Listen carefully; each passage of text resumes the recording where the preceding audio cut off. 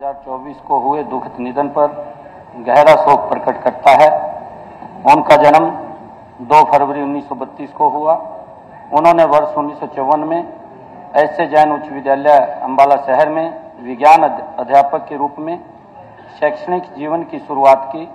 वर्ष 1965 में मुख्य अध्यापक के पद पर पदोन्नत हुए तथा 20 मई 1994 को प्रिंसिपल के पद से सेवानिवृत्त हुए।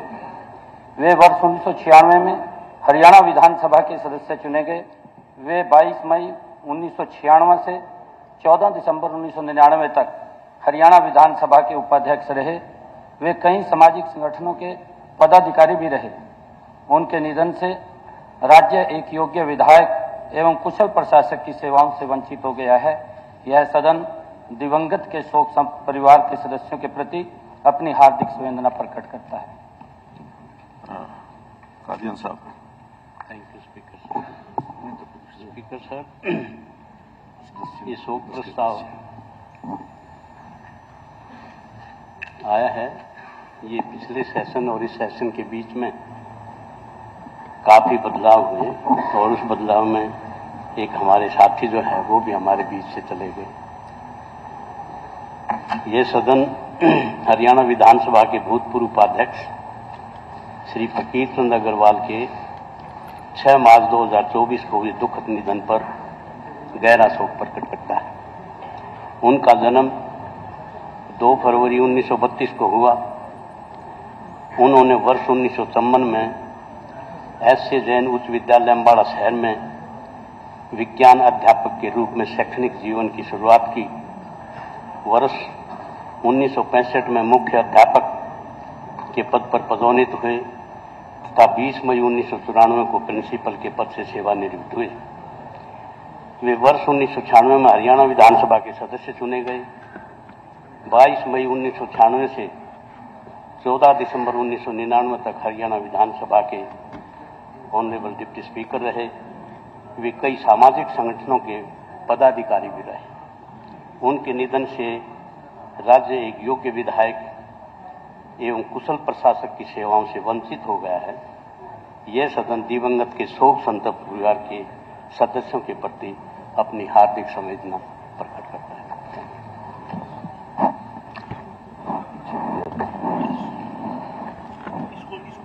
माननीय सदस्यगण, माननीय मुख्यमंत्री जी ने इस सदन में जो शोक प्रस्ताव रखा है और प्रतिपक्ष के हमारे माननीय सदस्य ने जो अपनी संवेदनाएं प्रकट की हैं, मैं भी अपने आप को उनकी भावनाओं के साथ जोड़ता हूं और शोक व्यक्त करता हूं। मैं परमपिता परमात्मा से प्रार्थना करता हूं कि वे दिवंगत आत्मा को अपने चरणों में स्थान दें।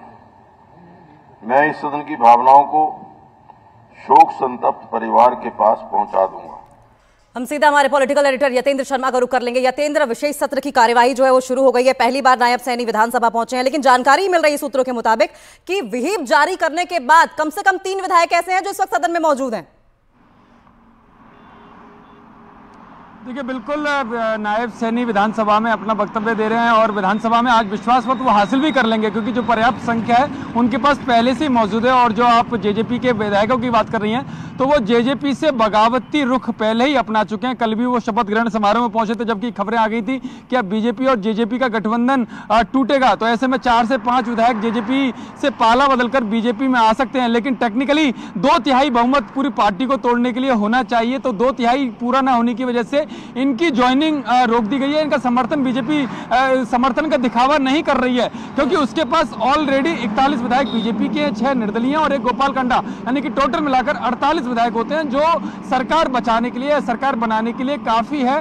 तो ऐसे में इन लोगों की जरूरत नहीं है। लेकिन इसके साथ ही इन्होंने जो अब व्हिप जारी किया है जेजेपी ने, उसका उल्लंघन करके साफ जता दिया है कि वो जेजेपी से पाला बदल चुके हैं। उनकी जो विचारधारा या उनकी जो राय है वो जेजेपी से अलग हो चुकी हैं। और अब जेजेपी जब हिसार में रैली होगी दुष्यंत चौटाला की, तो वो इस बारे में साफ अपना रुख करेंगे कि आखिरकार वो किस तरह से अब गठबंधन से अलग होने के बाद किस तरह का रास्ता अख्तियार करते हैं। लोकसभा की जो 10 लोकसभा सीटें हैं, जहां वो बीजेपी से 2 से 3 सीटें मांग रहे थे, क्या अब वो अकेले दम पर 4 से 5 सीटें लड़ेंगे या सभी 10 लोकसभा सीटों में वो अपने उम्मीदवार उतारेंगे और उससे कुछ देर के बाद स्थिति क्लियर हो जाएगी। लेकिन इतना तय है कि जो जेजेपी के बागी विधायक है वो अपने रुख पर कायम है और उन्होंने व्हिप का उल्लंघन करके विधानसभा में पहुंच गए हैं। जी, लेकिन यतेंद्र, विजन क्या आपको दिखाई दे रहा है? आमतौर पर व्हिप जारी किया जाता है मौजूद रहने के लिए, यहाँ तो गैर हाजिर रहने के लिए जारी किया गया है।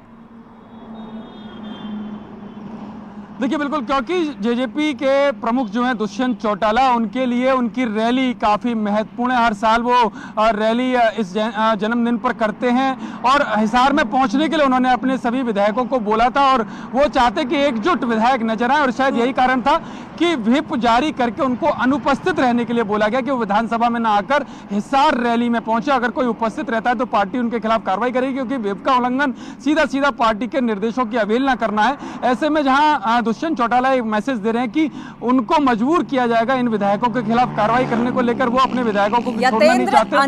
लेकिन जो लोग अनिल विज का क्या मान मलौवल का दौर खत्म हो गया है? क्योंकि बहुत कुछ उम्मीद करके बैठे थे, क्या लॉन्ग टर्म में हम देखें कि कोई प्रोमिनेंट पोजीशन उन्हें दी जा सकती है? देखिए, अगर अनिल विज को जानेंगे तो ये समझना बड़ा आसान होगा कि वो कुछ समय तक नाराज रहते हैं और उसके बाद मान जाते हैं, क्योंकि अनिल विज खांटी कार्यकर्ता हैं बीजेपी के और वो स्वयंसेवक संघ के भी स्वयंसेवक हैं। और अगर हरियाणा में अगर बीजेपी है तो उसमें उसे खड़ा करने में अनिल विज के योगदान को भुलाया नहीं जा सकता। लेकिन थोड़े जिद्दी स्वभाव के हैं, जल्दी नाराज हो जाते हैं। कल पूर्व मुख्यमंत्री मनोहर लाल खट्टर ने ये बात कही थी कि अनिल विज बहुत जल्दी नाराज हो जाते हैं, लेकिन उन्हें मनाने में भी ज़्यादा समय नहीं लगता। वो 1-2 दिन के बाद मान भी जाते हैं। अगर पहले के कार्यकाल की बात करेंगे तो खट्टर के साथ उनकी खटपट लगातार सुनाई दी, जिसके बाद दूसरे कार्यकाल में उनको मनाने के लिए उन्हें गृह मंत्री जैसी जिम्मेदारी दी गई, जो आमतौर पर मुख्यमंत्री किसी भी मंत्री को नहीं देता। लेकिन हरियाणा में वो देखने को मिला, अनिल विज के कद को देखते हुए उन्हें गृह मंत्री बनाया गया। लेकिन कल जब विधायक दल की बैठक हुई तो उनको लग रहा था अनिल विज को कि या तो वो बनेंगे या उनके परामर्श के आधार पर किसी दूसरे को बनाया जाएगा। वो नहीं चाहते थे कि खट्टर रहते और खट्टर के ही भरोसे का कोई व्यक्ति मुख्यमंत्री बन जाए। तो इस बात को लेकर उनकी नाराजगी थी, उन्होंने नाराजगी जाहिर की, लेकिन पार्टी के खिलाफ कोई बयान नहीं दिया, जिसके लिए वो जाने जाते कि पार्टी के खिलाफ वो कभी भी नहीं जाते हैं। और आज सुबह जब उनका बयान आया तो वो जो तेवर थे वो नरम होते हुए दिखाई दिए। उन्होंने कहा कि इस पर हम यतेंद्र बीजेपी की स्ट्रेटजी पर जरूर बात करेंगे, क्योंकि ऐसा हमने उत्तराखंड, गुजरात और तमाम राज्यों में देखा है कि जहां पर मुख्यमंत्री को लेकर अगर थोड़ी सी नाराजगी हो लेकिन बीजेपी पार्टी को लेकर नाराजगी ना हो, तो ऐसे में आमतौर पर हमने देखा है कि मुख्यमंत्री का चेहरा बदल दिया जाता है। यही हरियाणा में भी हुआ। देखिए बिल्कुल, अगर पार्टी के चेहरे की बात करेंगे तो आज पूरे देश भर में अगर बीजेपी का कोई चेहरा है तो वो प्रधानमंत्री नरेंद्र मोदी का जाना जाता है। उन्हीं के नाम पर, चाहे वो लोकसभा चुनाव हो चाहे वो राज्यों के विधानसभा चुनाव हो, उन्हीं के नाम पर होते हैं। राज्य में अगर कोई चेहरा बदलता है तो उससे जनता को कोई ज्यादा फर्क नहीं पड़ता, क्योंकि जो एंटी इनकम्बेंसी होती है वो स्थानीय चेहरे, चाहे वो विधायक स्थानीय हो या लोकसभा हो या मुख्यमंत्री का चेहरा हो या मंत्रियों के चेहरे हो, उनको बदलने में बीजेपी कोई कोताही नहीं बरती, क्योंकि उनको पता है कि जब वोट पड़ेगा तो प्रधानमंत्री मोदी के नाम पर, उनके कामों के आधार पर पड़ता है, उनकी योजनाओं के आधार पर पड़ता है। इसी वजह से जैसे थोड़ी सी एंटी इनकम्बेंसी दिखाई देती है या थोड़ा सा भी बदलाव करने का जो बीजेपी का हमेशा से कामयाब रणनीति रही है, उस आधार पर वो फैसला लेती है। क्योंकि 10 साल करीब होने वाले थे हरियाणा में मुख्यमंत्री के तौर पर मनोहर लाल खट्टर को, तो ऐसे में एक नया चेहरा देने की जरूरत है, क्योंकि बीजेपी नेतृत्व लगातार ये मैसेज भी देता है कि बीजेपी में एक आम व्यक्ति भी कहीं किसी भी पद तक, किसी भी संवैधानिक पद तक पहुंच सकता है। और ये बार मैसेज केवल हरियाणा नहीं, इससे पहले गुजरात में दिया, उत्तराखंड में दिया, जब मध्य प्रदेश, छत्तीसगढ़, राजस्थान के इलेक्शन हुए तो वहां भी इस तरह का मैसेज दिया। जो बड़े दिग्गज नेता थे उनको हटाकर आम लोगों को आगे लाया गया और यही मैसेज दिया गया कि बीजेपी ग्राउंड जीरो पर काम करने वाली पार्टी है और यहां पर जो काम करता है वो कभी ना कभी बड़े पद तक पहुंच सकता है। जब बाकी की जो राजनीतिक पार्टियां वो परिवार पर चलती हैं और शायद यही कारण है कि प्रधानमंत्री मोदी की जो भी जनसभा होती है वो परिवारवाद पर हमला करते हुए दिखाई देते हैं और अपनी पार्टी में वो हमेशा ये मैसेज देते हुए दिखाई देते हैं कि यहाँ पर एक आम कार्यकर्ता। आरोप तो इस बात के लगाए जा रहे हैं कि बृजेंद्र सिंह का पार्टी छोड़ देना, बीजेपी से चले जाना और उसके बाद मुख्यमंत्री मनोहर लाल खट्टर से नाराजगी को जेजेपी से टूट के साथ कवर किया जा रहा है। लेकिन हम लौटेंगे आपके पास, लेकिन इस वक्त बड़ी अपडेट बता दें, दुष्यंत चौटाला से जुड़ी बड़ी खबर आ रही है। विहिप के बावजूद जेजेपी के 4 एमएलए इस वक्त सदन में मौजूद हैं। सदन से गैर हाजिर रहने के लिए विहिप जारी किया गया था। कुछ देर में विधानसभा में विश्वास प्रस्ताव पास होना है और ऐसे में जेजेपी के जो 4 विधायक हैं वो सदन में मौजूद हैं। जोगीराम सिहाग, ईश्वर सिंह, राम कुमार गौतम, देवेंद्र बबली, व्हिप जारी होने के बावजूद दुष्यंत चौटाला ने जेजेपी पार्टी से के जो मुखिया हैं उन्होंने व्हिप जारी किया था अपने 10 विधायकों के लिए कि आप सदन में हाजिर नहीं रहेंगे, लेकिन उसके बावजूद जेजेपी के विधायक सदन में मौजूद हैं। जोगीराम सिहाग, ईश्वर सिंह, रामकुमार गौतम, देवेंद्र बबली। हमारे पॉलिटिकल एडिटर यतेंद्र शर्मा लगातार हमारे साथ बने हुए हैं। यतेंद्र, ये रिक्वेस्ट है जो इन्हें किया, काफी मेंबर रास्ते में हैं, आने वाले हैं, give time, half an hour के बाद फिर बैठ जाएंगे हम। No problem.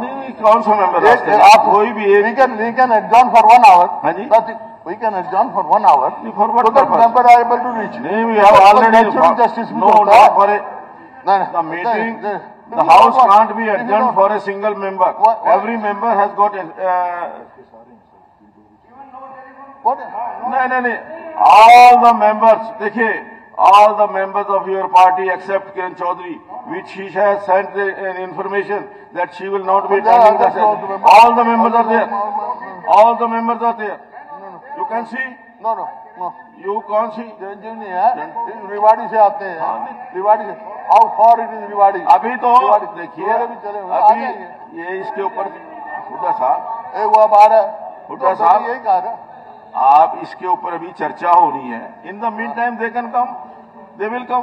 चलो वो तो आधा घंटा अभी इसके ऊपर, इट इज योर वो प्रेरोगेटिव, लेकिन हमारी रिक्वेस्ट है, कोई फर्क नहीं पड़ता। Government it's the duty of the member to reach in the time. मैंने why when you are asking me, every member it's his duty to reach the in the house at मेरे को कह रहे हैं आप, मेरे को कह रहे हैं आप अर्जन करने के लिए मेरे को कह रहे हैं। चलिए अध्यक्ष महोदय, मैं एक इंटरवेंशन करना चाहता हूं, बीच में। मैं एक इंटरवेंशन करना चाहता हूं कि अब एक आपकी बात का जवाब दे रहा हूं, मैं आपकी बात का जवाब दे रहा हूं, एक इंटरवेंशन करना चाहता हूं। बैठ जाइए, मैं आपकी बात का जवाब दे रहा हूं, member of the house can speak. आप मेंबर हाउस एनी मेंबर जवाब दे रहा हूं। नहीं है क्या? अध्यक्ष महोदय, he is also member of the house. अध्यक्ष महोदय, आपका वो हमारे साथ he is house of member of the house. He can speak. क्यों नहीं है? I am the member of the house. I am the member of the house. I am the member of the house. बिल्कुल बोलेंगे। I am the member of the house. अध्यक्ष महोदय, I am the member of the house. आप भी बैठ जाइए please.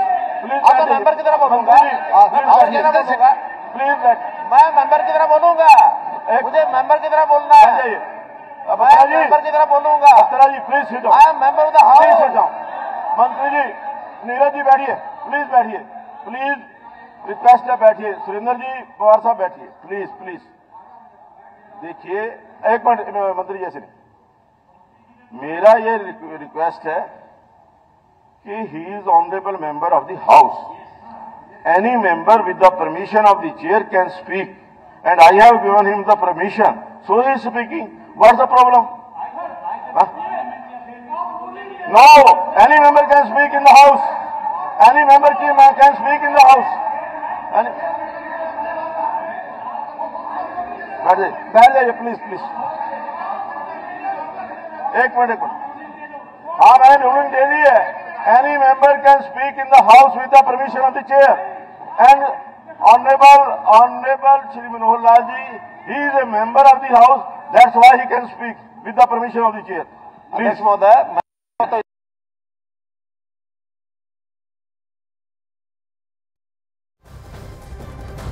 तो breaking news इस वक्त आपको बता रहे हैं। ये देखिए, सदन से गैर हाजिर रहने का जेजेपी की ओर से व्हिप जारी किया गया था। उसके बाद जेजेपी के विधायक सदन में मौजूद हैं। 4 विधायक ऐसे हैं, जोगीराम सिहाग, ईश्वर सिंह, रामकुमार गौतम, देवेंद्र बबली, यानी कि जेजेपी टूट की कगार पर है। कहा जाता है कि ये सदन बुलाना आवश्यक है कि नहीं है। जो ये कह रहे हैं कि सरकार को बोलना चाहिए, इसमें एक बार निर्णय अगर ले लिया है तो सरकार का कोई बारी नहीं है कि हम आपको बताएंगे कि ये निर्णय ये जरूरी था कि नहीं था, इसकी आवश्यकता थी कि नहीं थी। ये निर्णय हमारे गवर्नर साहब ने, हमारे स्पीकर साहब ने लेके सदन बुलाया है, इसलिए इस पर मुझे लगता है चर्चा नहीं करनी चाहिए। कोई चर्चा नहीं। ऑनरेबल मंत्री जी, माल कर अध्यक्ष महोदय, उन्होंने बोले हैं, उन्होंने एक सवाल किया है कि हमारी जिम्मेवारी नहीं। What is the emergency? तो गवर्नमेंट ही एक्सप्लेन करेगी ना। गवर्नमेंट गवर्नर किसके उस पे करता है? जब अभी गवर्नर जो है सुन तो लीजिए, या गवर्नमेंट के उस पे करते हैं। जब प्रस्ताव प्रस्तुत हुआ है वो इमरजेंसी भी बताएंगे, उसका कारण भी बताएंगे कि किस कारण आया। ऑनरेबल मंत्री। अध्यक्ष महोदय, मैं प्रस्ताव प्रस्तुत करता हूं कि आज के लिए निश्चित की गई कार्य की मदों पर की कार्रवाई को आज की बैठक में अनिश्चित काल तक नियम सभा की बैठकों के उपबंधों से मुक्त किया जाए।